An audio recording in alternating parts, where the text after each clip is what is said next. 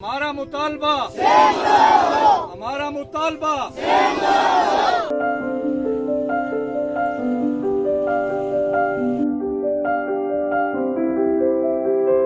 बच्चे बीमार होए पैन कदा पार्टियां पकाना गल है कोई नाले वाले काम बनाओ, कोई नाले की स्कीम बनाओ, नाला सन काट दो। उर्दू डिजिटल के साथ मैं हूं मोहम्मद खुरम बेग और मैं इस वक्त मौजूद हूं मलकवाल के इलाके गौड शरीफ के अंदर, जहां पे आप मेरे पीछे देख सकते हैं हालिया बारिशों पे जरी ज़मीन ज़रियाब आ चुकी है। मकानात भी डूब चुके हैं जिनमें 4-4 फुट पानी दाखिल हो चुका है। और आप मेरे पीछे देख सकते हैं कि जानवर भी इतने बेताब है कि ये पानी में जाकर अपना चारा इस्तेमाल कर रहे हैं। और मैं ये बताता चलूँगा इससे धान की फसल और दीगर फसल जो है बिल्कुल मुतासर हुई है और काफ़ी ज़्यादा लोगों को नुकसान आता है। गुजारिश है कि साडा हर साल जदों भी बारिशां होंदियां न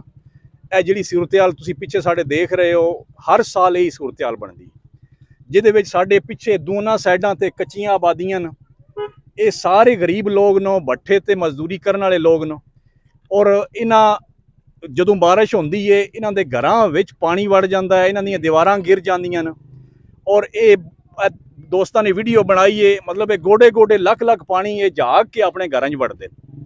और गरीब बंदे ने जिन्हें मुसलसल कई सालों तो साढ़े सियासतदान मुसलसल वेख के कोलों लग जाते हैं अज तक किसी बंदे एक गल इन्हां खैर नहीं खबर लई भैया इन्हां दा कोई हल कड्ढिए। दूसरी गल है जिहड़े साडे असीं किसान दोस्त हाँ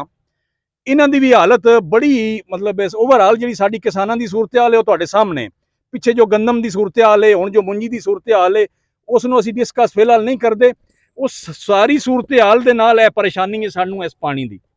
कि पट्ठे जिहड़े ने सारे मर गए ने ज्वारां मर गईयां ने अगों अगों नवें होने वाली कोई शक्ल ही नहीं जानवर जिहड़े ने भुखे ने और असी मतलब बड़े ही मजबूर हाँ लाचार हाँ असां एहतजाज जिहड़ा अज बड़े मजबूर होके कीता है ते तुहाडा फिर एक दफ़ा शुक्रिया कि तुसां साडी आवाज़ वज़ीर आला वज़ीर आज़म तक उम्मीद पहुँचाओगे और सानू उम्मीद है ਤੁਹਾਡਾ ਮੁਤਾਲਬਾ ਕੀ ਹੈ ਵਜ਼ੀਰ ਆਲਾ ਪੰਜਾਬ साडा मुतालबा जिहड़ा सब तो पहला है कि सानू इस पानी दे इखराज दा हल दिता जाए जिहड़ा किसी सेम नाले दी शक्ल च होवे और वो परमानेंट सोल्यूशन होवे ये आरजी ना होवे। सिर्फ साडा ये मुतालबा है साडा कोई ये इशू नहीं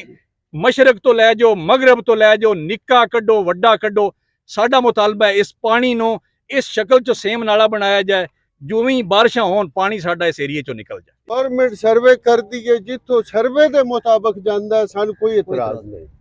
जी हाँ इस गल ते तुसी सारे पिंड वाले मुतफिक जी सारे पिंड वाले मुतफिक कोई नहीं होने मैं हुण पिया गल दसदा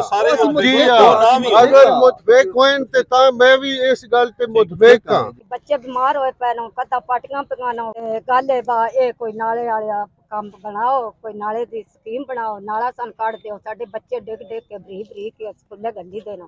बरीक आ जाते हैं वजीरे हाल अगे ही साडी सिफारत है जे साडी कोई गल ना गलियां च कोई है ना बाहर राह ते